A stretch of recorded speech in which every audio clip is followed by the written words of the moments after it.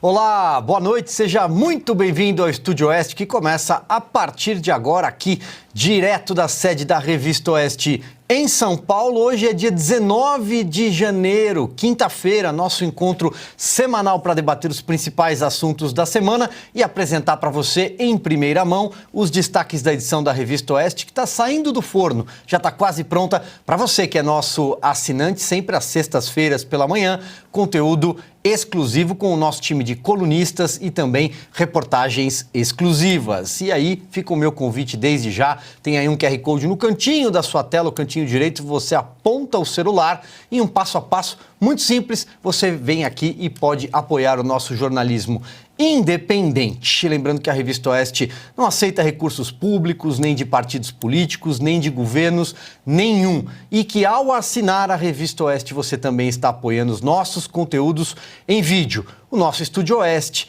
o Oeste Sem Filtro, as liberais Oestecast e novidades que virão por aí nesse ano que está só começando. Muito boa noite. Flávio Morgenstern, meu parceiro de estúdio. Boa noite, Silvio. Olha, fomos parceiros essa semana sem parar, né? Você está numa jornada dupla aí, no Oeste Sem Filtro. Oeste Sem Filtro, Estúdio Oeste. Olha, a gente trabalhou aqui na Revista Oeste nessa semana. Estamos substituindo a chefia, né? Mas olha, é muito trabalho, mas também é um trabalho que rende muito. A gente fica muito feliz quando a gente consegue entregar esse conteúdo para vocês. É isso, muita gente, muitos colunistas em merecidas férias. Aliás, a boa notícia dessa quinta-feira está de volta das merecidas férias. A Cris Grêmio, tudo bem, Cris? Não acho que foram merecidas. Tudo bem, Silvio, Flávio, Fabi, bom ver vocês de novo. Um abraço para nossa audiência, estava com saudades. Boa noite, Fabiana Barroso, tudo bom? Boa noite, Silvio. Boa noite, Flávio. E bem-vinda novamente, Cris. Eu já estou adiantando que eu estou de vermelho, o pessoal fica bravo. Gente, não fiquem, porque eu quero me apropriar do vermelho novamente, tá? O pessoal da esquerda vem, pega um monte de coisa nossa. Então, o vermelho não é deles também. Então, hoje eu estou de vermelho.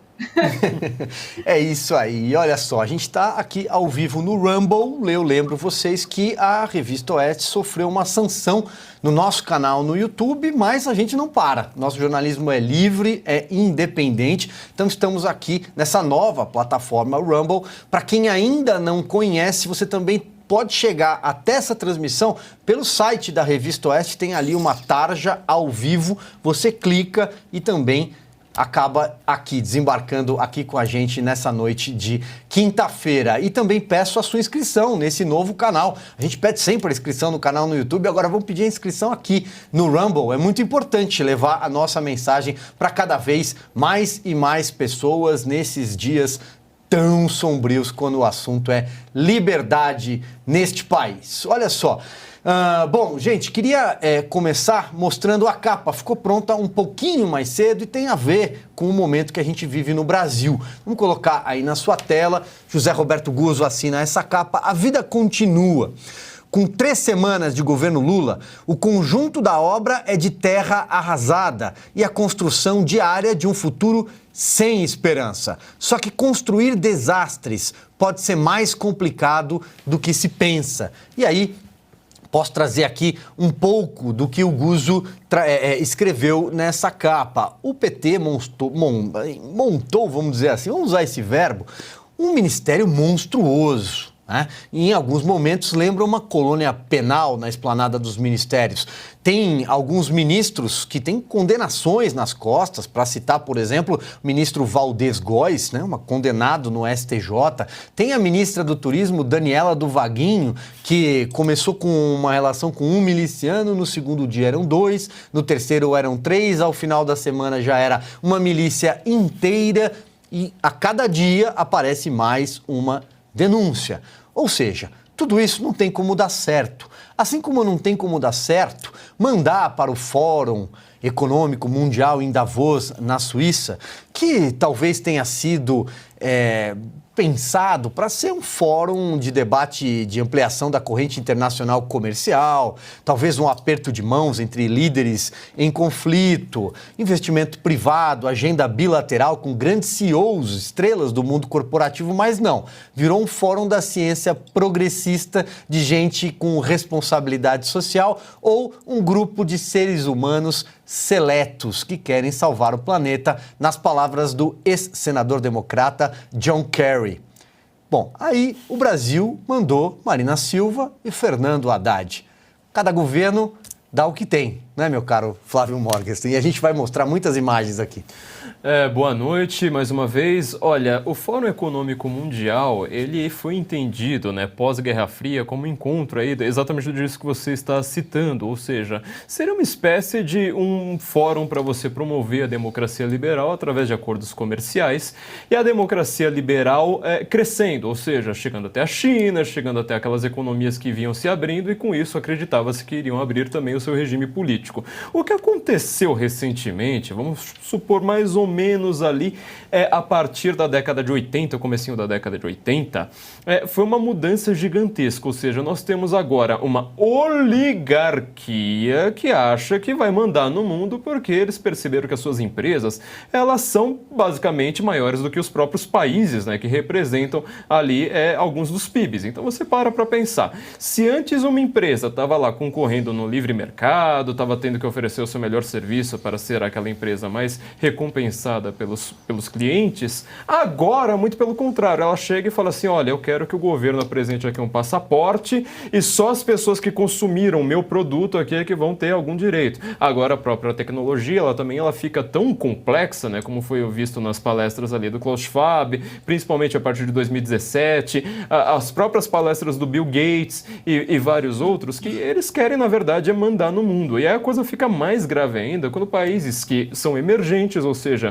não tem mais aquela pecha de terceiro mundo que já tiveram no momento passado como o Brasil, mas que estão ali tentando, buscar qual que é o tamanho da sua fatia aí nessa pizza a ser dividida, e você manda justamente, né, Fernando Haddad e Marina Silva para esse Convescote, em Davos, um dos lugares mais chiques do mundo, né, onde se passa a montanha mágica do Thomas Mann, você tentar tomar uma água ali, você vai gastar 20 francos suíços com toda facilidade, e aí, na prática, eles estão, na verdade, fazendo um papelzinho do tipo, olha, nós somos os exóticos, nós somos os tropicais, nós somos o povo da floresta, então nós somos aquele povo que fala bobagem econômica, todo mundo vai lá, aplaude e fala assim, olha como são legais, né? Como é bonitinho ver esse discurso do Brasil e depois não leva nada a sério. Eu tenho que lembrar também, por exemplo, só para manter esse ritmo, daquele discurso da Dilma na ONU, não sei se alguém lembra, né? Que ela pregou o diálogo com o Estado Islâmico, onde já se viu, armas e não sei o que, pior, era o discurso de abertura de encontro da ONU, e aí você viu todos os discursos de todos os países de qualquer lugar do mundo, depois ignoravam que Dilma Dias estava lá discutindo, como que a gente vai lá bombardear esses caras, pelo amor de Deus. Então, eu acho muito horrível quando nós temos esse papel de sermos os exóticos, né? Dá a impressão que a gente tá meio fazendo o papel de Simba Safari na Suíça. Não é exatamente o que eu espero de encontro econômico mundial. A gente tem um belo conteúdo nessa edição que está ficando pronta e estará disponível amanhã para você que é nosso assinante sobre o Fórum de Davos. Escreveram Rodrigo Constantino, Ana Paula Henkel e temos o material também da Spiked, dos nossos colaboradores internacionais sobre justamente a histeria climática. Eu vou jogar a bola lá para a Cris, mas antes também temos uma charge para explicar um pouco da passagem da Sua Santidade Marina Silva em Davos. Vamos lá, colocando na tela. Então tá aí, o maior problema do Fórum Econômico de Davos é dar voz a qualquer um. E aí está a senhora Marina Silva, que participou de um painel, Cris, e no qual ela disse que hoje temos 120 milhões de pessoas passando fome no Brasil. Não são mais 33 milhões, são 120. Isso é um Japão inteiro, é quase a população do México. Eu fico imaginando os investidores, os CEOs do mundo corporativo que estão lá, pensando que mais da metade do Brasil está passando fome. Como é que é complicado? Que peninha que nesse encontro de magnatas aí, onde o Brasil se exibe com esses dois representantes, né, Haddad e Marina Silva, não dá para entrar brasileiros comuns como aqueles que entraram lá naqueles encontros, a Brasil Conference, né, em Boston, ou naquele encontro, ou ficaram do lado de fora, naquele encontro seleto do Dória com a turma do STF ali em Nova York, ou lá em Londres, para simplesmente levantar no meio dessa multidão de magnatas e dizer: isso é mentira, isso é mentira, that's a lie.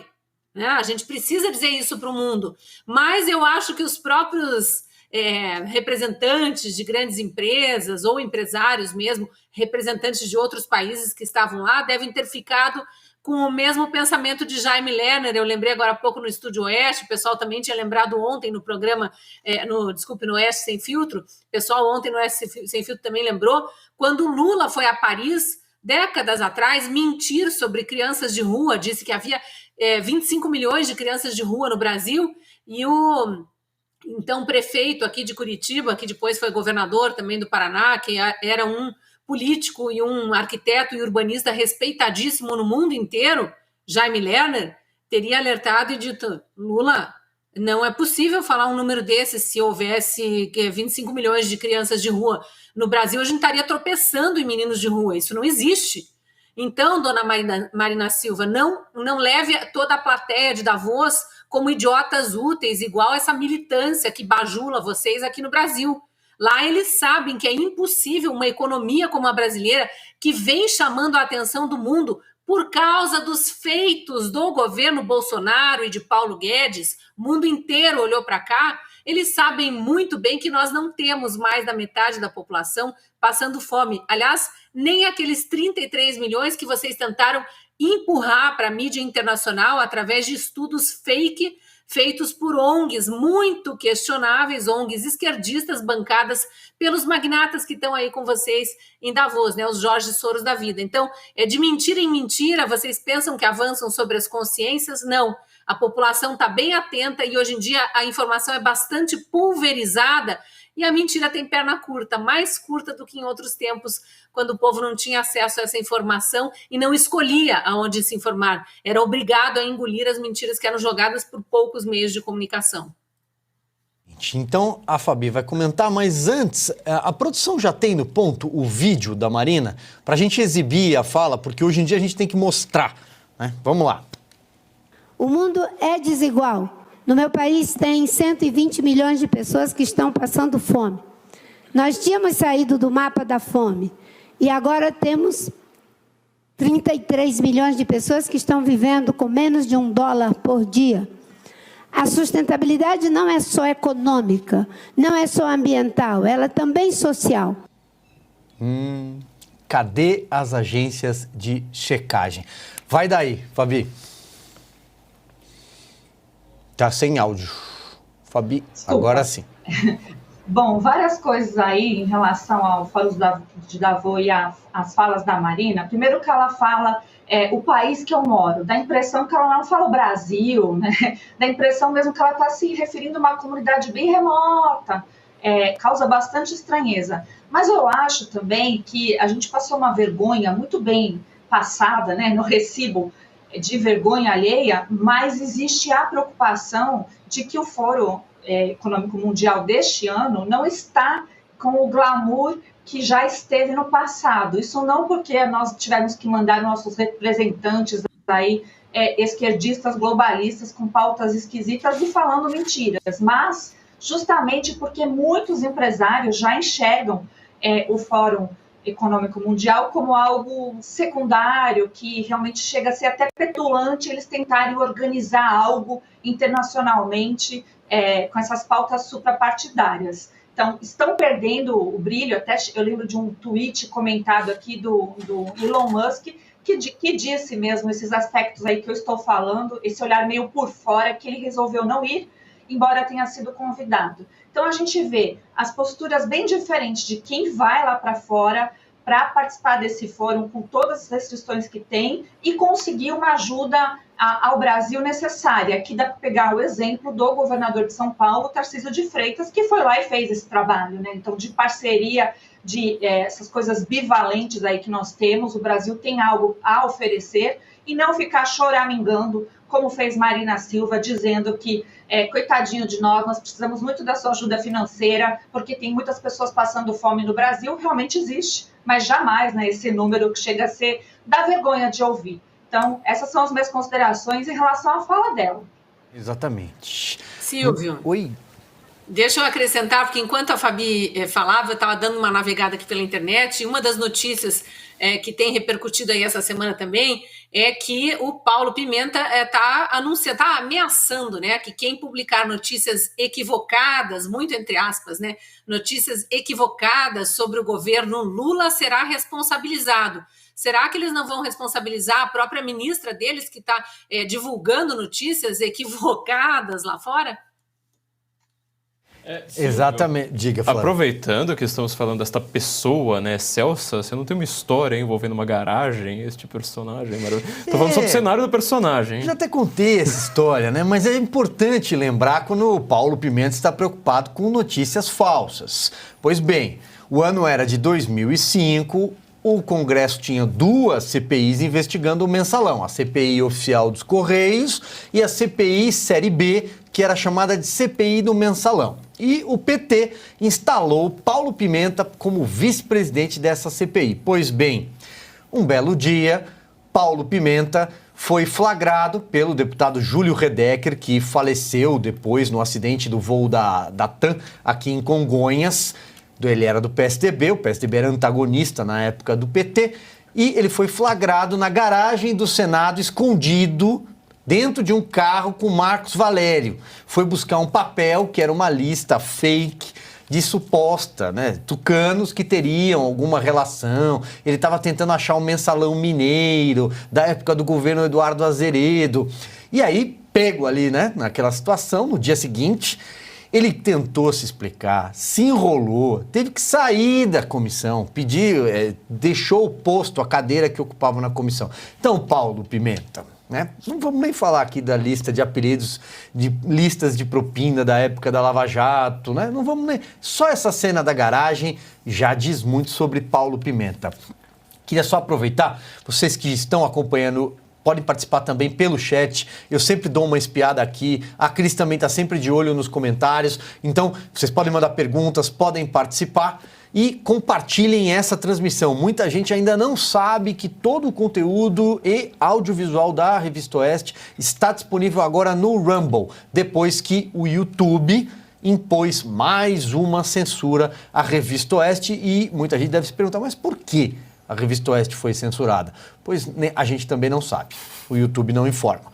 Noticiário violento, noticiário publicidade danosa, olha, enfim, são termos que na prática só representam uma palavrinha, mordaça, ou até 2, censura. Em alguns casos são sinônimos. Seguindo aqui... Silvio, só mais uma coisinha. Vamos lá. Você falou do chat, tem uma contribuição do nosso chat para a tua lista de histórias pitorescas envolvendo Paulo Pimenta. Viu? Adriane Silveira deve ser gaúcha. Adriane Silveira falando o seguinte: o Pimenta levou junto para a SECOM, que é a Secretaria de Comunicação do Governo, o ex-prefeito de Taquari, no Rio Grande do Sul. O mesmo que derrubou o busto do Marechal Arthur da Costa e Silva de retroescavadeira. Patrimônio público federal e histórico. Aí pode. Aí pode. Portanto, vamos agradecendo aqui a Adriane. Portanto, talvez a SECOM já tenha o seu primeiro Black Bloc. Diga. E lembrando também que o Paulo Pimenta, que agora está dizendo aí que precisa combater as fake news e que qualquer fake news contra o governo será punida, ele chama o atentado do Adélio Bispo contra o presidente Bolsonaro, contra o então candidato ainda, né, Bolsonaro, de fakeada. Diz que aquilo ali é pura armação. Olha só, ainda sobre a passagem de Marina Silva, eu queria mostrar uma foto da ministra do Meio Ambiente, porque também diz muito sobre o que ela foi fazer em Davos. Temos, produção? Ela e a ex-ativista Mirim, que já cresceu, tem que parar de chamar essa menina de criança, ela não é mais criança, então ela está aí ao lado da Greta Thunberg. A Greta, nessa semana, na Alemanha, ela pulou dentro de uma mina de carvão. O governo alemão, enfim, a Europa toda sofrendo em meio ao inverno com a questão do gás russo, né, com a cessão do gás russo. E aí a Greta, ela pulou na mina para ser presa. São imagens da prisão dela. Ela está extremamente tensa. Vocês podem reparar que ela está extremamente nervosa com a prisão, né? Olha lá. Então ela se deixando fotografar, o sorriso, né? É incrível, hein, Flávio? A gente pensar que a Marina Silva, ela é ministra do Meio Ambiente, Ela disse que o Brasil tem 120 milhões de famintos e ela foi tirar uma foto com a Greta. Eu acho que são duas personagens aí que se merecem muito, né? Ou seja, tem um discurso que todo mundo sabe que é falso, que é um discurso assim para inglês ver. Neste caso, os ingleses ricos, né, donos dos grandes bancos, aí, das grandes companhias, para eles verem, e todo mundo sabe que aquilo ali não se sustenta de maneira alguma, né? Tanto a Greta aí, com esse papinho de ficar agora querendo proteger uma vila alemã, eu sou a favor de proteger vilas alemãs, entendeu? Agora, o grande problema é que a única forma de você proteger essas minas, essas vilas alemãs, é procurando uma fonte de energia decente. É exatamente o que a turma da Greta, um pouquinho antes, vai lá e impede. Eles impedem dos dois lados, impedem que você tenha energia nuclear. Angela Merkel é uma engenheira nuclear, filhos de engenheiros, inclusive, né, um pastor luterano ali que também trabalhou muito próximo da engenharia e que agora está lá querendo tirar todas as usinas nucleares da Alemanha, achando que aquilo ali é igual o Chernobyl, né, o pior reator já feito na humanidade. E primeiro que reclama disso, fala assim, não, olha, o Keystone Pipeline também, né, que vinha lá do Canadá, que aí iria, na verdade, liberar toda a energia, tanto da América do Norte, Canadá, Estados Unidos, afetando até o México, quanto da Europa, para você não ficar tão dependente do gás russo. Essa turma foi lá e reclamou, e o Obama falou, não vamos mais construir esse negócio. Trump tentou colocar de volta. Foi lá na OTAN reclamar, inclusive com a própria Angela Merkel, falando, vocês estão dependentes de gás russo, se eclodiu uma guerra lá na Rússia, vocês estão lascados, como é que vocês vão ver? É por isso que vocês estão tão tensos aí com Putin, não é porque vocês estão preocupados com a Ucrânia que vocês não sabem apontar no mapa, é porque a energia de vocês depende do cara lá. Bom, todo mundo vai lá, solta a mídia, né, como disse a Cris agora, né, cadê as agências de checagem? Bom, a mídia foi lá e falou assim, e o Trump sem apresentar provas, o Trump com seu discurso negacionista, com seu discurso ultranacionalista, com aquele seu papo de extrema direita e xenófobo. Bom, na hora que acontece, ninguém lembra, né, ou seja, esse discurso ambientalista, ele tem exatamente este modelo de você trabalhar pelo caos. E lembrando, Greta Thunberg não ganhou o Nobel da Paz que todo mundo achou que ela ganharia.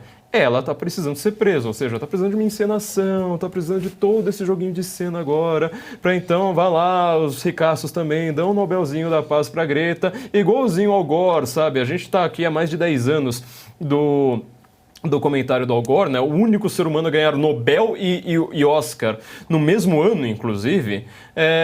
Tudo que você vê lá no documentário dele, os oceanos vão aumentar, olha, não vai ter mais calota polar em 2020, olha, isso aqui... Vai ver o vídeo, vai ver o documentário dele agora, 10 anos depois, para você poder dar risada.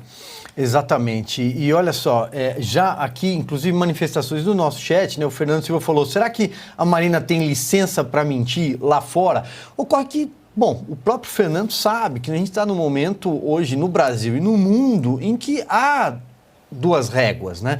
São dois pesos e duas medidas. Tem gente que pode falar o que quer, mas como faz parte do seleto grupo de seres humanos, nas palavras de John Kerry, né? Beautiful people, que está lá em Davos, eles podem falar, as agências de checagem não vão checar, isso cola, vira uma narrativa da ciência progressista, vai ser replicada à exaustão. Por quê? Porque eles querem salvar o planeta.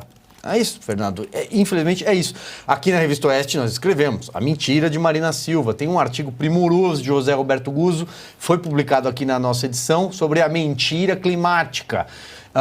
Também a Gazeta do Povo, eu peguei uma reportagem hoje intitulada Em Davos, Marina Silva erra ao falar o número de pessoas que passam fome no Brasil. E foi só, Fernando, e é só o que você vai ler sobre esse tema, com essa visão de colocar as coisas no seu devido lugar. Só um detalhe, né? Quando a Marina Silva erra, ou seja, ela fala que mais da metade do Brasil está na miséria e erra. Se fosse assim, qualquer pessoa de fora, seria espalha fake news, uma campanha de desinformação, precisando quebrar o sigilo de todo mundo. Olha só, quem também andou falando por aí e lá em Davos, e eu vou devolver a bola lá para a Fabi, foi Fernando Haddad. Vamos lá. Ou seja, é possível engajar CEOs, líderes, não só chefes de Estado, chefes de governo, mas as grandes corporações numa agenda civilizatória, numa agenda que respeita os povos originários, que respeita a diversidade racial, que respeita a diversidade de gênero.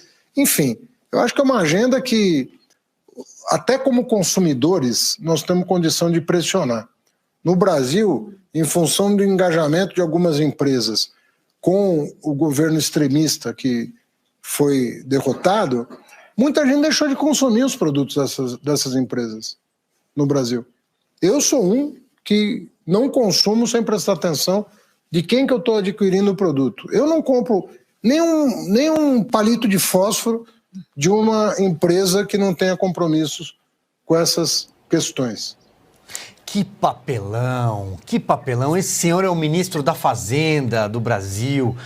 Essa fala, assim, essa repercutiu mal, caiu mal lá fora, porque nesse fórum tem CEOs de grandes empresas e eles disseram, mas espera aí, o ministro da Economia está tentando quebrar empresas no seu próprio país que empregam milhares de pessoas, empresas que pagam impostos, que geram mão de obra, que estão contribuindo para o país. Ele quer quebrar essas empresas por não ter alinhamento ideológico com a esquerda? Ah, Fernando Haddad, aí não dá, hein, Fabi? Aí a gente vê como que a esquerda envelhece mal, né?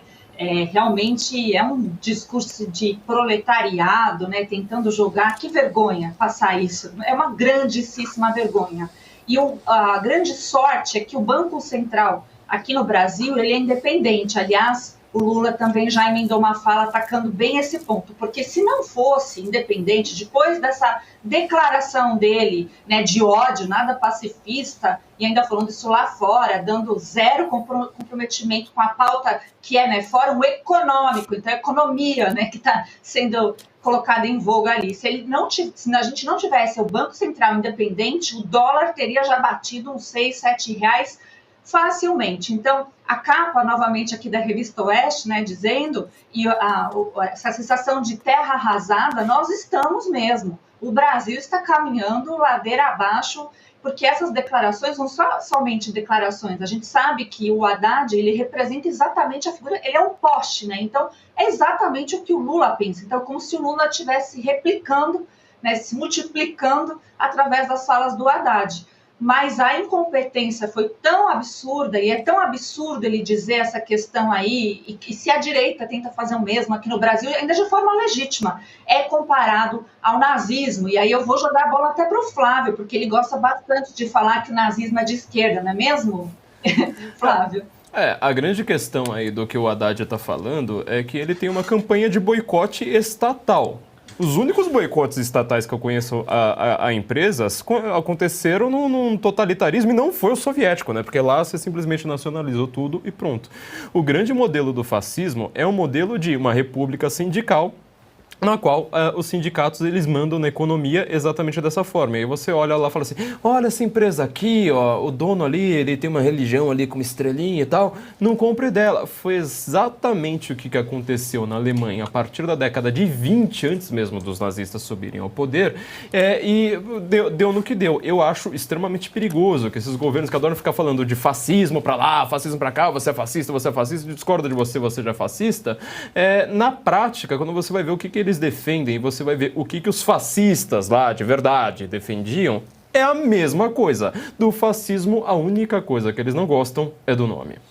Pois é, Cris, veja, olha, o F. Lomas, assim é o perfil, você deve ter visto aí, falou, quem quer investir no Brasil com um ministro assim? Nessa semana a gente teve a notícia de que a Riachuelo, por exemplo, vai fechar uma planta no Ceará, né, uma fábrica no Ceará, demitir 2.000 pessoas. Nessa lista, com certeza devem ter costureiras, por exemplo, a empresa vai, inclusive, doar maquinário para essas pessoas. Tivemos a notícia da CVC, o grupo CVC, demissões em massa, PagSeguro, várias empresas de tecnologia, algumas empresas não são nem tão grandes, as marcas não são nem tão conhecidas, mas você tem o microempresário, você tem o pequeno e médio empresário, são pessoas que pagam seus impostos, que empregam, que contratam com carteira assinada, por exemplo. E a gente sabe como é difícil empreender no Brasil e como é difícil empregar no Brasil. O Brasil é o país que, a despeito, né, a gente teve a reforma trabalhista recentemente, que o PT quer destruir também, né, mas ainda é muito difícil empregar. E aí você ouve do ministro da Fazenda, e eu repasso aqui para você, Cris, o que disse aqui o pessoal no chat, quem vai investir no Brasil? Pois é, né? Falou o pior prefeito da história de São Paulo. Né? Ainda fiz questão de, antes de falar isso, de lembrar isso, dar um Google ali para ver se ainda consta, ainda consta. Você digita pior prefeito, já aparece a busca pior prefeito de São Paulo. Tamanha a quantidade de gente que coloca essa informação na internet, que mantém ele lá no top da lista. Falou o pior prefeito da história de São Paulo, que é a maior cidade do país, a maior economia do Brasil, querendo dar uma de especialista em economia, embora carregue esse título aí de ministro de Economia agora, mas depois de já ter dito abertamente em entrevista em televisão aberta que não entende nada de economia, provando, né, dia após dia, inclusive em fóruns econômicos mundiais, com declarações desse tipo, né, dando tiro no próprio pé, tropeçando na própria perna e daí para baixo. Aí eu queria só enfatizar outras questões aí, não necessariamente essa patinada econômica aí, porque essa a gente infelizmente está vendo desde que ele assumiu o Ministério da Economia, e vai ver muitas vezes ainda, infelizmente, mas ele vai para lá com essa narrativa lacradora do governo extremista que saiu. Cadê o extremismo? Pelo menos econômico, ele não pode dizer não. Eles pegaram um governo bem ajeitadinho, apesar da mentirada, da sequência de fake news que todos eles estão espalhando e que não se confirma na vida real. As pessoas dão risada, mesmo os esquerdistas, mesmo os lulistas, porque é mentira. O Brasil não está vivendo hiperinflação, o Brasil não está vivendo aquela escalada de desemprego que Dilma provocou no país, né, a maior recessão da história, nada disso, apesar de o último governo, que não foi extremista, ter enfrentado pandemia, que foi um problema mundial, ter enfrentado os efeitos da guerra da Ucrânia, que todos os países do mundo enfrentam até hoje. Então, eles vão se jogando e se afundando no próprio lamaçal que eles mesmos provocam, né? Aí eu estava lembrando aqui do Sleeping Giants, né? O Haddad Giants se apresentando em Davos. Olha que coisa linda, né? Vamos boicotar as empresas, vamos fazer a quebradeira dessas empresas com as quais a gente não concorda. Viu, Sleeping Giants? Vocês fizeram escola. O Poste, o pior prefeito de São Paulo, está aí, abraçadinho com vocês, provocando esse mesmo tipo de guerra desonesta e que acaba realmente com a economia, às vezes de uma empresa, às vezes de um país, a título de vamos defender qualquer coisa, esquecem que são vocês mesmos que estão provocando desempregos, né? Você lembrou do caso Riachuelo, Silvio? Eu já puxei aqui também o caso da IOC, que é instalada aqui no meu estado, do Paraná, cai na blogosfera lulista e eles tentam desvirtuar a história com títulos do tipo triste era Bolsonaro, IOC anuncia fechamento de fábrica e demissão.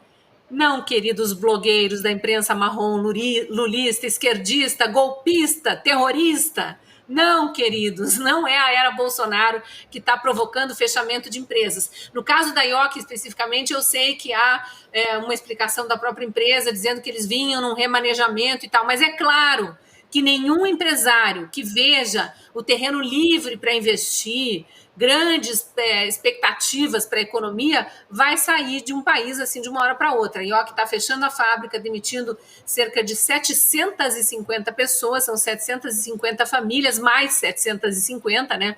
Além dessas todas da Riachuelo aí, de outras tantas que estão fechando, que ficam sem sustento. Por quê? Porque o cenário é de terra arrasada, como está na capa da Oeste, como bem frisou aí a Fabiana Barroso. Porque o próprio ministro da Economia não faz questão nenhuma de ir para fora e falar que a economia brasileira está bombando, porque eles herdaram uma economia assim. Eles querem dizer que eles herdaram um país arruinado, e é mentira. Então vamos ver até quando eles vão insistir em tropeçar na própria perna. O tombo da própria altura é feio. Joyce Hasselman que o diga, né? Olha, eu só quero dizer que eu adorei a Haddad Giants, eu vou adotar, eu vou roubar a expressão da Cris, eu dou crédito. A gente tem imagens, Fabi, passando para você ainda sobre a questão dos empresários e tal, serão bem curtas, são imagens, aliás, da Globo News. São imagens curtas sobre o Lula, porque já passou das 9 da noite, não quero chatear quem está nos assistindo, mas é importante mostrar o que o Lula anda falando. Sobre os empresários, Também. E 2, sobre os sindicalistas. Vamos lá, na sequência, produção. Quando o PIB cresce, só tem sentido esse PIB crescer se o crescimento dele for distribuído entre as pessoas que fizeram ele crescer. Não são os empresários que fazem ele crescer, são os trabalhadores. O empresário não ganha muito dinheiro porque ele trabalhou, ele ganha muito dinheiro porque os trabalhadores dele trabalharam. A coisa que eu acho que nós temos que fazer para que a gente volte a ter a representatividade extraordinária que o movimento sindical sempre teve. E isso eu sei que depende também do sindicato ter um pouco de recurso, porque tirar do sindicato o direito de decidir em assembleia, sabe, a contribuição do sindicato é um crime que foi cometido contra vocês. Depois vão dizer, né? A gente não sabia, hein, Fabi? Você viu o que ele falou, né? O empresário não trabalha, número 1. E número 2, lembra na campanha? Não, o PT não vai voltar com essa história de imposto sindical, da república sindical, você lembra? Tá tudo aí, ó. Lembro muito bem.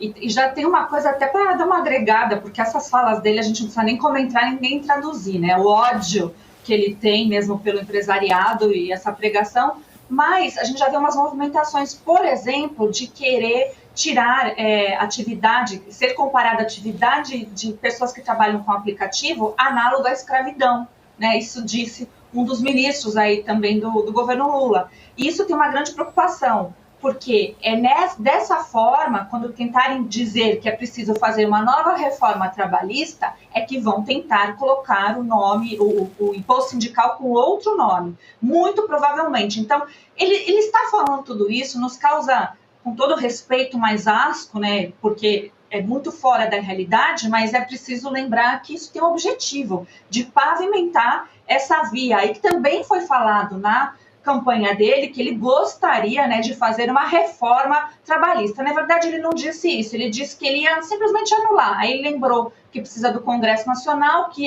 não é tão bagunçado assim, mas que tem a anuência do Poder Judiciário. Então, agora ele já está vindo com essa pavimentação e apresentando como se assim fosse. E para mim é vergonhoso comparar um trabalho de aplicativo com algo análogo à escravidão, né? A gente não precisa lembrar, mas escravidão presume-se que a pessoa não tem, né, a forma de se desvincular daquele trabalho. Então, isso sempre prejudica o trabalhador, nunca é pensando no trabalhador, e essa fala dele, quando ele acaba dizendo, né, dos empresários, do empresariado, daquele que dá trabalho, ele acaba criminalizando o que, na verdade, salva o brasileiro, que é a iniciativa privada e a liberdade comercial que temos ainda no Brasil. Então, é aquele discurso, mais uma vez, vintage da esquerda, revolucionária, que de revolucionário não tem mais nada. Flávio, Lula versão 89 está de sem volta, riscos, né? Exatamente. 89 sem riscos. Quero fazer um comentário rápido econômico, um comentário rápido retórico. O econômico é o seguinte, né? O Lula ele fala que o PIB precisa ser distribuído. Tem um problema muito lógico no que ele está falando, né? Da impressão que o PIB está realmente concentrado nos ricaços. Só que se você for analisar, fazer essa análise de fato, assim, o PIB está concentrado entre os ricaços, você está concentrado entre, por exemplo, donos de empreiteiras. Vamos ver quem são os donos de empreiteiras do Brasil? Quais são as empreiteiras? OAS, Odebrecht, Andrade Gutierrez, sabe? São só os amigos deles, entendeu? O Lula ele conversa só com gente A mais plus ultra, e tá falando, né, como se ele estivesse preocupado com os pobres. Olha, se você tem algum problema aí para distribuir o PIB, a primeira coisa que você precisa fazer é conversar com seus amiguinhos, sabe? Esses que tem triplex no Guarujá, esses que tem lá um sítiozinho com pedalinho e colchão, com os nomes curiosos, né, que batem exatamente com os nomes dos netinhos do Lula lá em Araraquara. Então você precisa pensar, né, Atibaia. Em Atibaia, desculpa, né? Em Atibaia, tem que pensar exatamente nessas pessoas. Se você quiser distribuir, então ela fala assim, fala para esses caras, manda o pessoal lá entrar no triplex e bola para frente. Um comentário retórico, né? Olha a frase que ele usa, eu não tinha reparado palavra por palavra, né? O direito de decidir em assembleia a contribuição sindical que foi tirado de vocês. Espera aí. Direito de decidir em assembleia a contribuição sindical, quer dizer, você ignora o trabalhador, você manda lá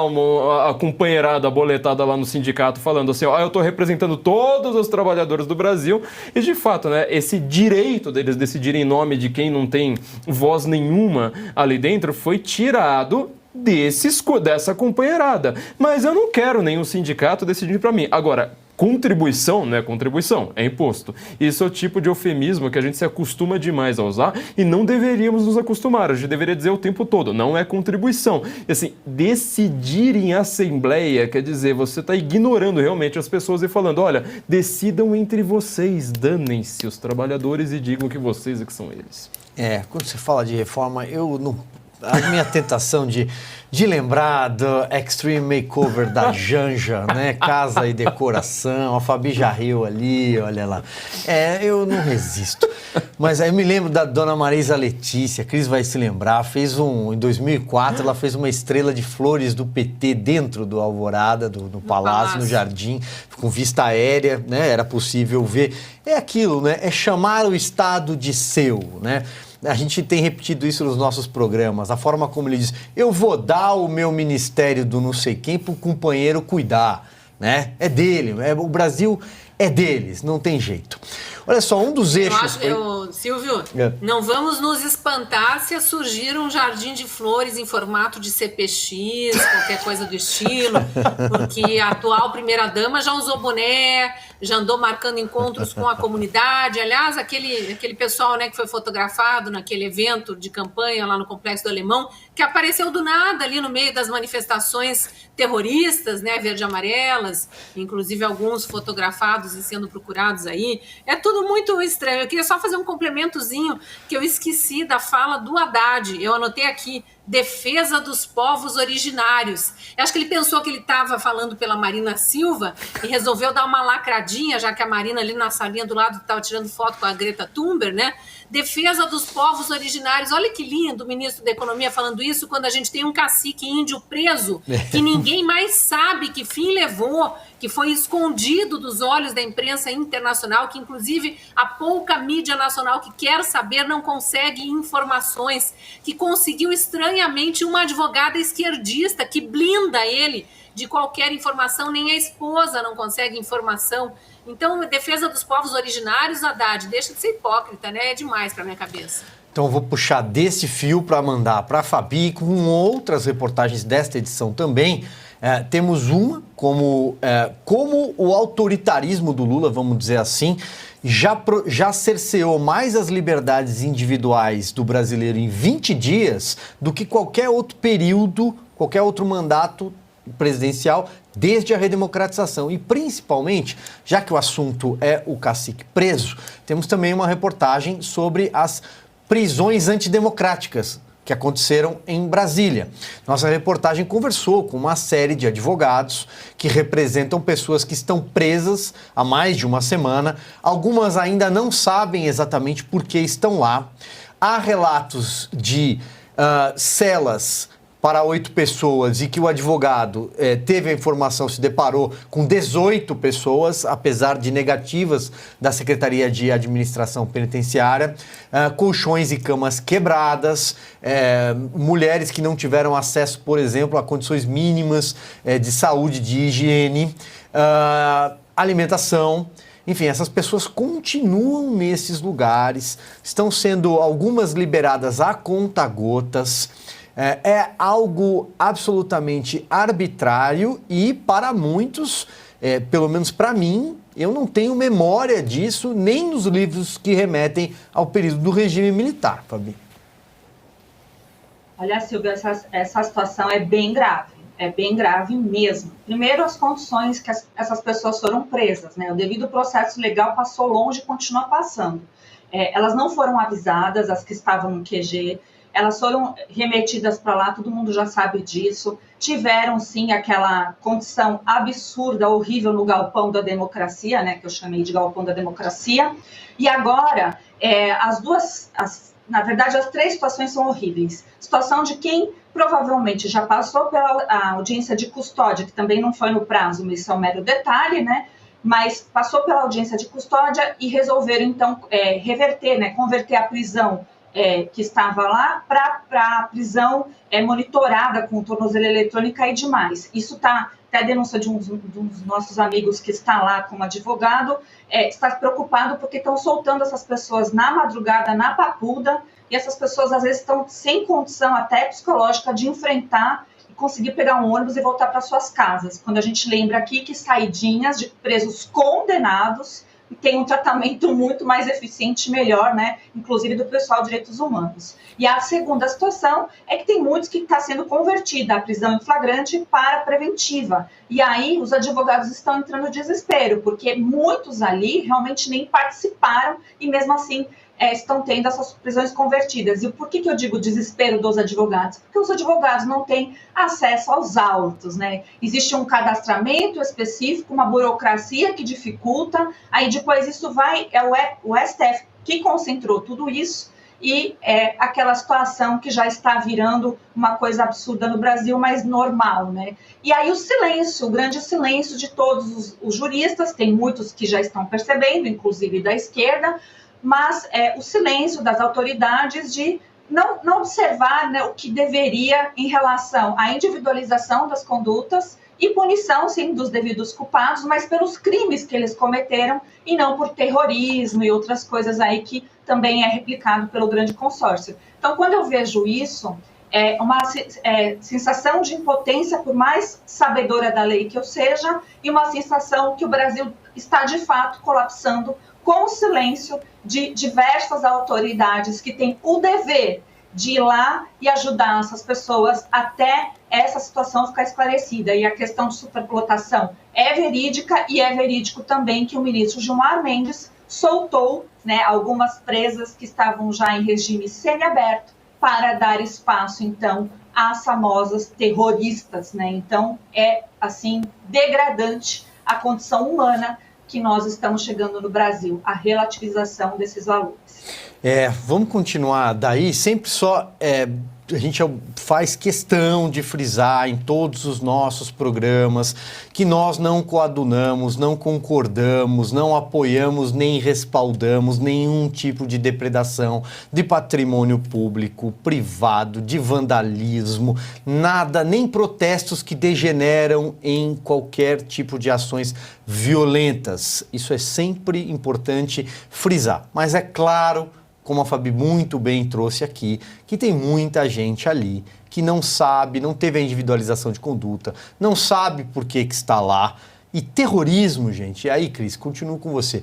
Terrorismo, essa lei antiterrorismo começa por aí, né, de 2016, ela é um remendo que foi feito por causa da Olimpíada, por pressão internacional. Ela não prevê sequer questões de manifestações políticas, por exemplo.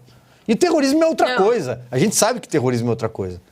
Terrorismo real é outra coisa, e para usar o ícone que a nossa geração viveu, 11 de setembro de 2001, Estados Unidos, Torres Gêmeas, Pentágono, aquilo é terrorismo. Ou aqueles homens-bomba que a gente vê vira e mexe mundo afora aí, se matando e matando junto diversas pessoas. Isso é terrorismo. Vamos parar de normalizar o uso de palavras que depreciam as vítimas reais, assim como foi o caso do genocídio, do fascismo, do nazismo, que essa esquerda aí, pouco se importando com as vítimas reais, faz questão de ignorar para tentar atingir um adversário político, e aí vai deixando as vítimas reais desses crimes contra a humanidade de lado, como se tudo que elas tivessem sofrido e enfrentado não fosse digno de respeito.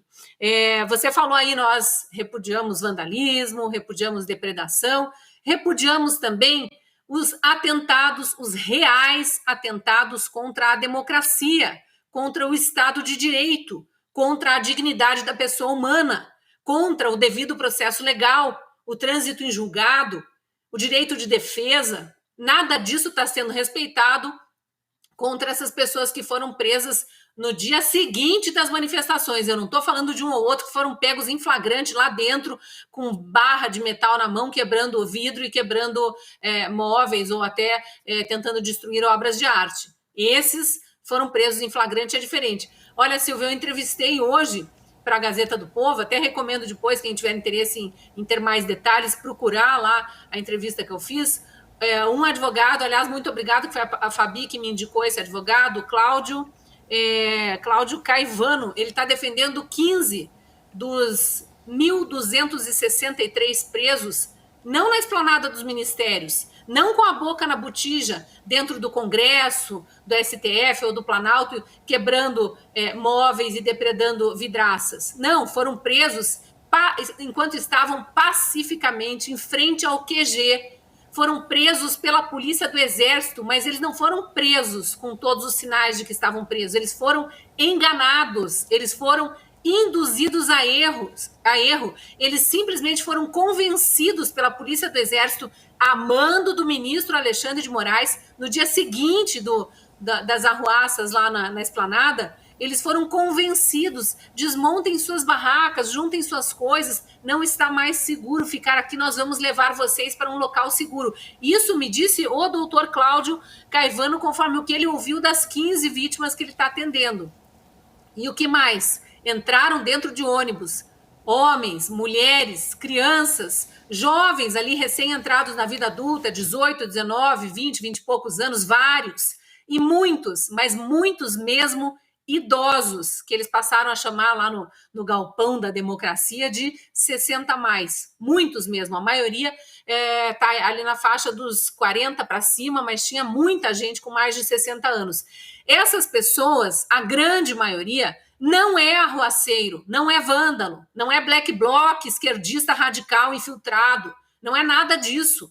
É gente que estava lá pacificamente exercendo o seu direito de manifestação e que pacificamente juntou suas coisinhas e entrou no ônibus porque a polícia do Exército assim pediu e sugeriu. Ficaram horas em pé rodando por Brasília num calorão de verão, muitos já passando mal de tanto ficar em pé dentro de um ônibus, até que foram levados para aquele galpão, para aquele ginásio, enfim, que muitos comparam, fazem uma analogia com campos de concentração, por essa característica de terem sido jogados num transporte sem saber para onde iam e com uma conversinha diferente. E aí chegaram lá no galpão achando ainda que estavam indo para um local que as Forças Armadas achavam mais seguro para continuarem suas legítimas manifestações. Olha a crueldade.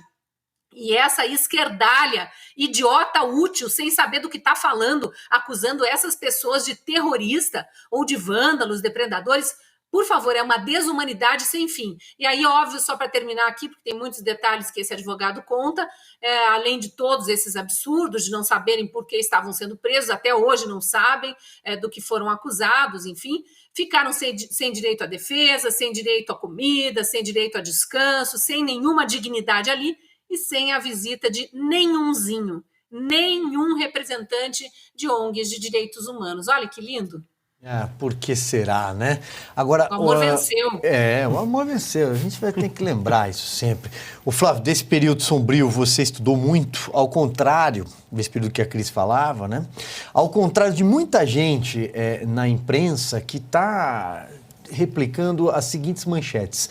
Os terroristas que tentaram um golpe contra o país, vamos mostrar o rosto deles, vamos colocar os nomes de todos. Sem anistia. Sem anistia. Isso é de uma irresponsabilidade, porque tem gente escrevendo esse tipo de reportagem em redações, em emissoras de televisão, que não estudaram esse período da história e sequer estudaram as leis. O que a gente está trazendo aqui, a Fabiana expôs, a Cris trouxe agora, detalhes históricos, o Flávio vai emendar a partir desse fio.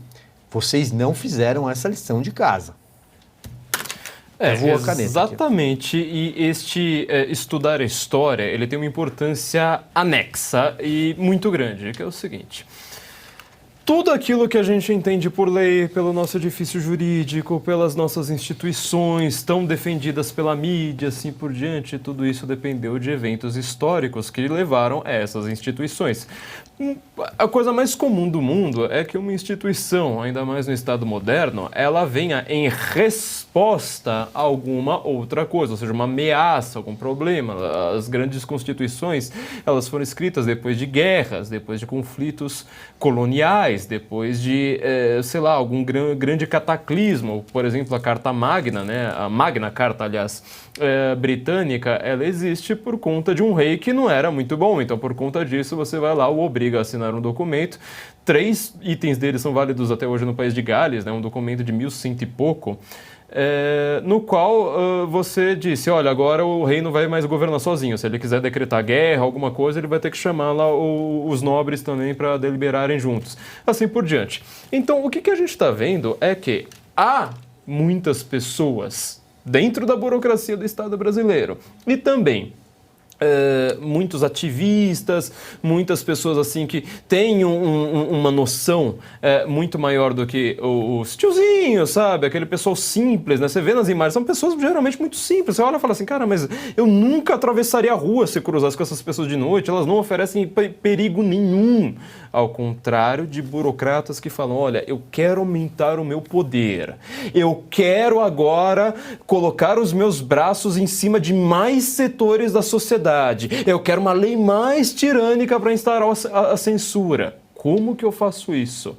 Olha só, agora eu tenho uma desculpa perfeita. Agora eu vi um monte de gente que está lá falando fazendo um monte de bobagem e agora eu tenho, assim, aquela desculpa perfeitinha. São os grandes eventos históricos que geram coisas boas ou coisas ruins que viram institucionais. Então nós precisamos lembrar sempre que, como você disse, né, eu acho bizarro nós termos de explicar que nós somos contra o vandalismo, porque isso para mim é uma coisa óbvia. Só que, olhe, o ônus da prova se inverteu com essas pessoas que estão aí no governo. Agora elas já presumem que você é a favor de vandalismo antes mesmo de você ter manifestado qualquer coisa. Eles vão começando a fazer essas investigações, né, quebra de sigilo, buscas e apreensões e tal, que são uma punição em si. Eu escrevi um artigo aqui na Revista Oeste chamado Vandalismo é tão condenável quanto autoritarismo e campo de concentração.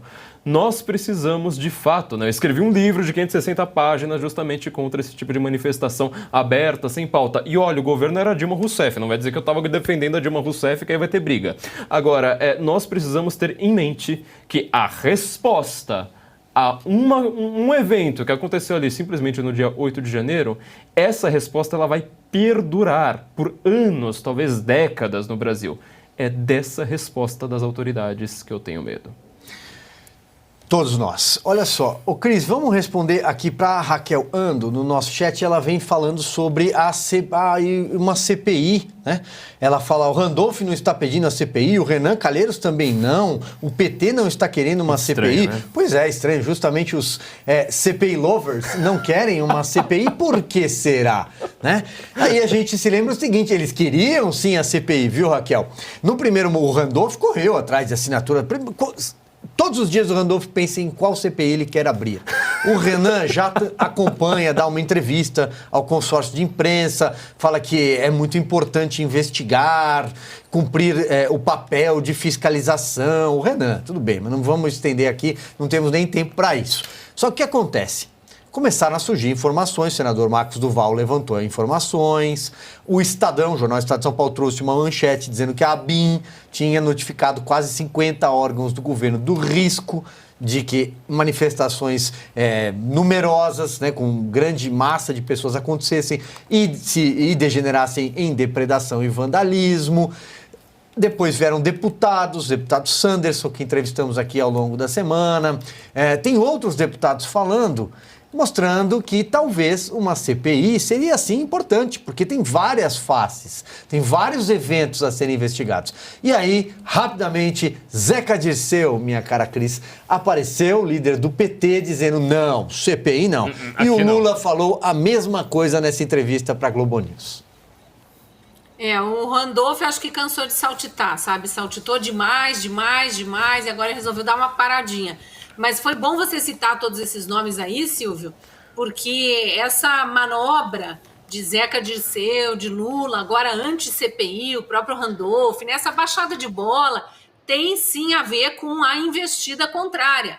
A investida contrária é o quê? São esses senadores e deputados que você citou já entrando com representações na PGR contra o ministro Flávio Dino, o omisso, que está solto. Vejam, o secretário de Justiça e Segurança do Distrito Federal, Anderson Torres, ex-ministro da Justiça de Bolsonaro, que nem tinha assumido, estava de férias, está nesse momento preso por omissão.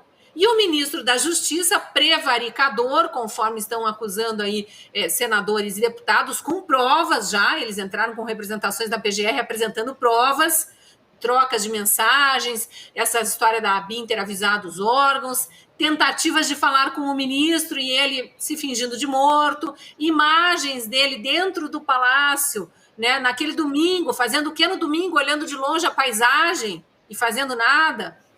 Então, muitas situações aí, no mínimo, estranhas que precisam ser investigadas. Aí agora essa guinada dos saltitantes de costume parando de saltitar, né? Agora estão querendo ficar quietinhos, não vamos investigar nada. O Lula falou hoje, deixa eu ver se eu tenho anotado aqui, falou lá naquela entrevista para a Natuza Neri, né, que ele é contra a CPI porque pode criar confusão. Olha só a preocupação. A CPI pode criar confusão, então não vamos investigar. Engraçado que eles pouco se importaram em criar confusão, e criaram foi muita. Com a CPI do circo, que, aliás, tinha muitos petistas ali, fazendo todos os absurdos, plantando todo tipo de fake news, tanto que não conseguiram, né? Não conseguiram, morreram na praia, estão até hoje aí tentando ver algum navio que se perdeu lá no oceano. Mas ele acha que pode causar confusão, então vamos deixar isso para lá, né? Afinal de contas, não foi tanto que estragaram. Ele quer fazer reforma no Palácio do Planalto sem licitação, porque a Janja quer mudar a decoração toda, né? Mas aí ele acha que houve estrago, houve muita depredação, então vamos fazer a toque de caixa sem licitar. Se for com uma empreiteira amiga, melhor ainda. Talvez, quem sabe, instalar um elevador ali para juntar o primeiro com o terceiro andar, como foi feito lá no Guarujá, alguma coisa assim, né? Ou aquelas cozinhas de luxo, né, do sítio de Atibaia. Talvez ali sem licitação ele esteja louquinho para fazer, mas CPI não precisa não, afinal de contas não foi tanto estrago, deixa para lá. Deixa para lá, até porque quando o governo Lula I enfrentou duas CPIs, foi a dos bimbos, que acabou batizada de fim do mundo, começou investigando o caso Valdomiro Diniz, passou pelo caseiro Francenildo, derrubou o ministro da Fazenda Antônio Palocci, produziu inclusive informações sobre o caso Celso Daniel, enfim, e a do Mensalão, que era dos Correios, na verdade, a gente sabe no que deu, né? Uns 40, o inquérito dos 40. Só fazer uma menção aqui, Cris, a sua xará Cris Dumont escreveu aqui, olha, estive em Brasília, estava no QG, sou testemunha do que o advogado relata, está falando do que a Fabi trouxe. Escapei porque, ao ver os ônibus, senti algo estranho, veio à minha mente na hora ações nazistas. Fabi, então passo para você, a gente estava falando de CPI, eu embaralhei aqui um pouquinho porque chegou um comentário da nossa audiência. Para falar especificamente da CPI, a gente só lembrar aqui qual que é o medo, o receio do Lula, né? Ele tem medo porque a CPI agora provavelmente será uma CPMI se o nosso Congresso Nacional trabalhar direito, e eu vou cobrar que eles trabalhem direito, então já vou ficar no pé, já estou garantindo que ficarei. Se eles trabalharem direito, a CPMI, dá para ser no Senado e na Câmara, dá para fazer quebra, né, de investigação, de sigilo, tudo o que fizeram lá, aquela palhaçada daquele circo, daquela CPI da Covid, dá para agora fazer, e é necessário, porque a gente está vendo que os advogados, as pessoas estão relatando fatos que precisam realmente ser investigados e esclarecidos. Isso sim vai ajudar na pacificação da sociedade e parar com essa bobeiragem de ficar usando o CPMI, que eu nem gosto desse mecanismo, mas neste momento é necessário. Então, nobres deputados e senadores que se denominam da direita, por obséquio, façam a gentileza de trabalhar para essa CPI sair, porque eu quero ver essas pessoas serem investigadas sim. É isso. E vocês que estão nos assistindo e estão compartilhando esse programa, muita gente que vai acompanhar o que a gente está dizendo nessa quinta-feira, no dia seguinte, na sexta ou no final de semana. Veja só, a eleição foi agora, poucos meses, não faz tanto tempo assim. Todo mundo se lembra em quem votou para deputado federal e em quem votou um voto, dessa vez, para senador. Portanto, é hora de entender, observar, se o seu parlamentar, que você votou com o seu voto, vai se manifestar, vai agir da forma como você pensou que ele agiria ao apertar o número dele na urna. Você tem todo o direito de cobrá-lo, tem telefone de gabinete, tem e-mail de gabinete, todos têm redes sociais, muitos, aliás, deveriam estar em Brasília já, não precisa ter recesso. Com o país vivendo uma situação dessa, deveriam estar em Brasília e não no Twitter. Então, veja bem, é muito importante que você dialogue com o seu parlamentar. Não faz tanto tempo. Não tem mais aquela coisa, eu não me lembro em quem eu votei. Não, se lembra sim. Você se lembra sim. Flávio, então vamos lá, para a gente amarrar a questão CPI, e também vou te pedir para você fazer um breve comentário. Você fez uma boa entrevista para a edição dessa semana, eu acabei de ler. Com o Ricardo Gomes. Vamos fazer alguns comentários aqui muito rápidos. Tem uma frase que eu acho que a gente tem que reproduzir agora no Brasil. Eu não tenho medo de investigar os vândalos, porque o Lula tem. Esta é a pergunta fundamental que nós precisamos viralizar de alguma forma. Eu não tenho medo de investigar os vândalos, porque que o Lula tem? Tem alguma coisa muito estranha que ele não quer que venha à tona. E lembrando, mais uma vez, eu não vou cansar de bater nessa tecla enquanto alguma coisa não acontecer, eles estão pela primeira vez agora colocando as Forças Armadas, tanto como investigadas, quanto punindo, assim por diante. Quem pune as Forças Armadas não é a turminha lá que é amiguinha deles. É um superior tribunal militar que vai ter a última palavra no caso de crimes militares. Este STM precisa finalmente ser convocado. O convocaram 2 vezes para algo que não está na alçada do STM, que é para averiguar as questões eleitorais. Agora você está aí com um problema na sua cara, literalmente, para quem fica nos entornos ali desses prédios em Brasília. Segundo ponto. Nós temos, como você está bem colocando aqui, né, uma mudança estrutural, né? A capa da edição passada foi exatamente isso, né? Mudança de regime, ou seja, nós não trocamos um candidato por outro, né? Era o presidente tal, agora vai ser era o presidente A, agora vai ser o presidente B. Foi uma mudança de regime e nós estamos vendo isso com menos de 3 semanas completas de governo. Ora, quando a gente tem uma situação como essa, né, esse foi um dos temas que eu coloquei na entrevista que eu fiz com o Ricardo Gomes, nós temos um papel para entender que houve uma mudança cultural, inclusive intelectual, no Brasil recente, que foi do Brasil descobrindo uma tal de direita. Tem liberais, tem conservadores, tem religiosos, inclusive tem um renascimento aí da Igreja Católica que por décadas ficou só nas mãos da CNBB, né, que nem é um órgão oficial da igreja. A gente está tendo um renascimento de muitas coisas. Essas pessoas não estão tendo, de fato, alguma representatividade política adequada. Por isso que pessoas muito simples vão lá, gritam, né, SOS, FFAA, e aí vão lá dizer, tá vendo? Ele quer uma ditadura. Na verdade, ele está querendo dizer, pelo amor de Deus, averigua lá um código, sabe? São pessoas que não têm lá uma riqueza de vocabulário para dizer, olha, que tal nós fazermos um processo, tal, passar por tal instância, que é uma burocracia danada que pouca gente entende. E nós não conseguimos nem ter um partido, quer dizer, deveria ter um partido liberal e um conservador no Brasil. Nem isso nós temos. Nós não temos nenhuma capacidade de domínio dentro das instituições da sociedade civil, que eu acho muito importante. Por exemplo, até na mídia. Qual que é a grande mídia da direita no Brasil? Sobrou aqui a Revista Oeste, que tem 2 aninhos, tá? Tem, sei lá, um pessoalzinho na Gazeta do Povo, sabe? Assim, você tem que picotar um pouquinho. Mas no final das contas, nós não temos nada no OAB, nós não temos nada no sindicato, nós não temos nada em lugar nenhum. Nós precisamos tomar também a sociedade civil. 10 CNPJs fazem muito mais do que 100 mil CPFs. Nós precisamos agora nos organizar e virarmos CNPJs. É isso, a Fabi estava concordando, assentindo ali, eu vou voltar com ela. E lembro também, Flávio, nós não temos um partido político, né? Os liberais, os conservadores, tem que correr enfim, as diferentes vertentes da direita, ou pelo menos daqueles que não são de esquerda, não precisa nem ser tão binário, né? Nós sequer temos um partido político. Eu concordei bastante com o Flávio falando, porque eu participei de movimentos que tentaram fazer oposição à própria OAB, né? Ou pelo menos alinhar a OAB, e ainda a gente não conseguiu êxito pelas dificuldades mesmo que temos, né?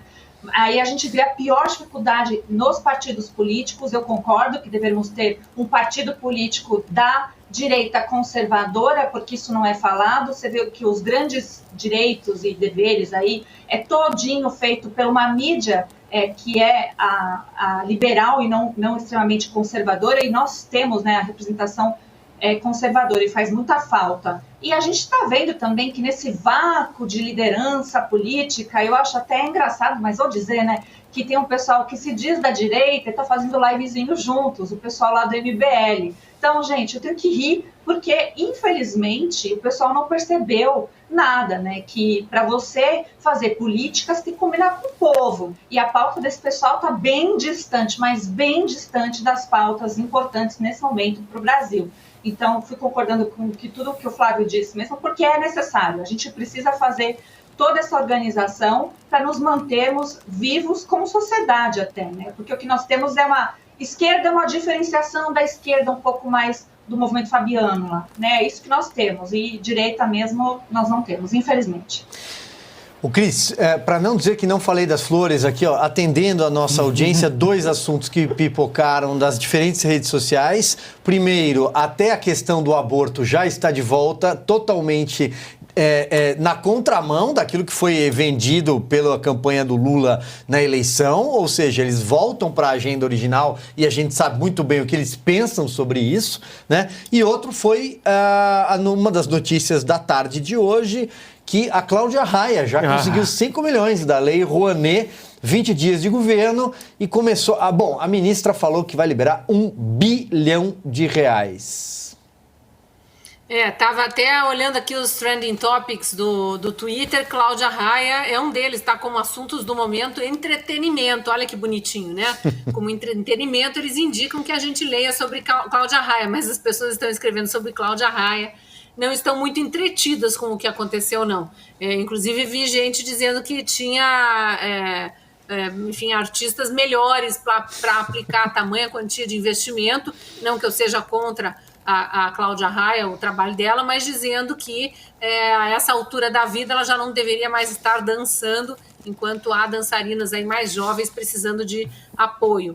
Enfim, faz o L, né? A gente está vendo toda a retomada daquela política de gastança, como se não houvesse amanhã. O Congresso permitiu aí quase 200 bi de estouro.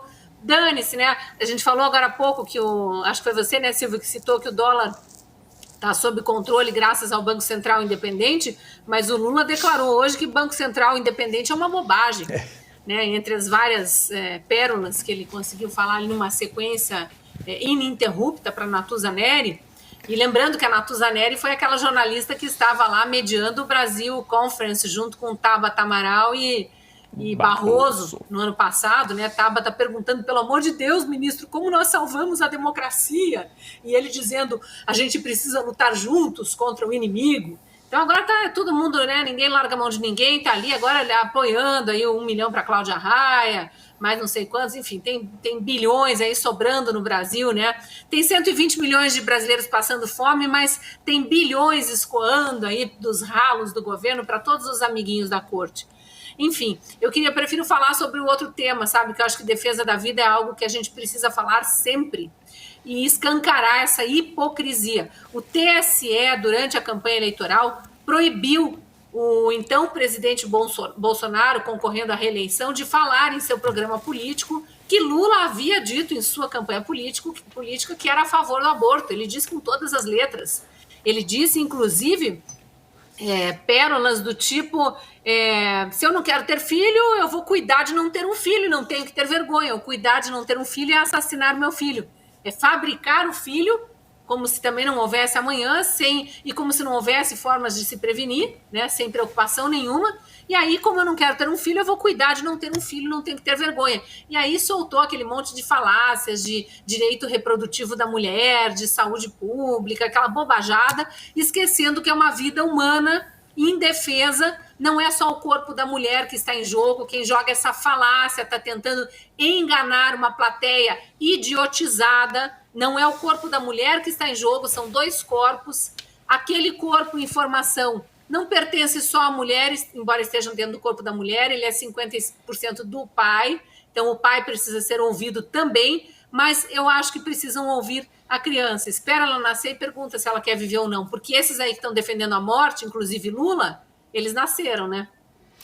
Exatamente. Vamos lá, produção, mostrar a capa, então, pela última vez nesta noite. A Revista Oeste já está saindo do forno, a vida continua. O artigo de José Roberto Guzzo, com 3 semanas de governo Lula, o conjunto da obra é de terra arrasada e a construção diária de um futuro sem esperança. Só que construir desastres pode ser mais complicado do que se pensa. Tem um QR Code aí no cantinho da sua tela e você pode apoiar o nosso jornalismo independente toda sexta-feira pela manhã, ter acesso ao conteúdo exclusivo dos nossos colunistas. O time é tão grande, tão estrelado, uma constelação, que se eu citar um e esquecer do outro, serei injusto. Mas tá aí, tem Augusto Nunes, Rodrigo Constantino, Guilherme Fiuza, Ana Paula Henkel, Flávio Morgenstern fez uma belíssima entrevista nesta semana. Lembrando que você, ao assinar a Revista Oeste, você também está apoiando os nossos conteúdos em vídeo, está apoiando o Estúdio Oeste, está apoiando o Oeste Sem Filtro,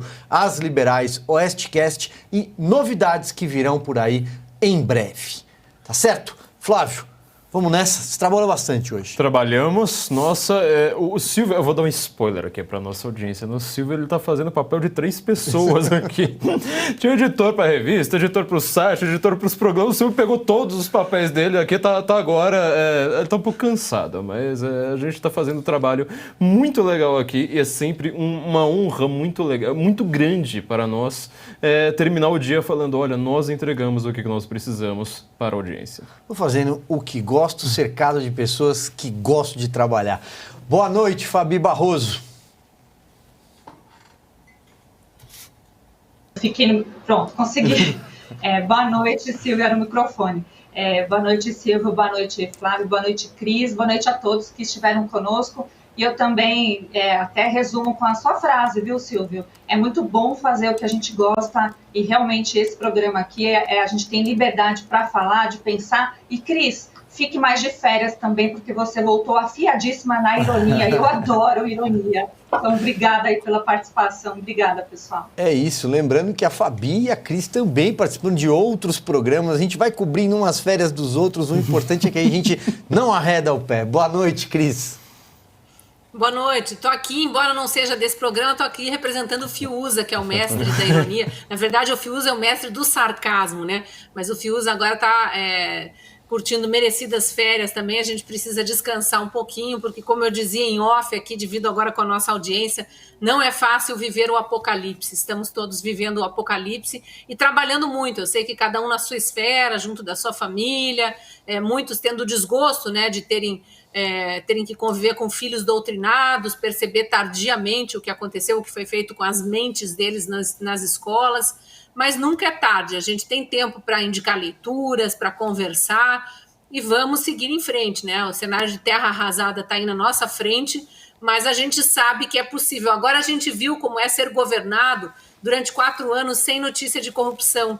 E como é bom, né? Como dá uma paz de espírito saber que a gente votou numa equipe de governo formada por pessoas técnicas que está trabalhando pelo Brasil, que não deixa de prestar satisfação para a sociedade, mas a gente não tem aquele noticiário diário de corrupção e que eu temo em breve vai estar aqui também sendo trazido para a nossa audiência.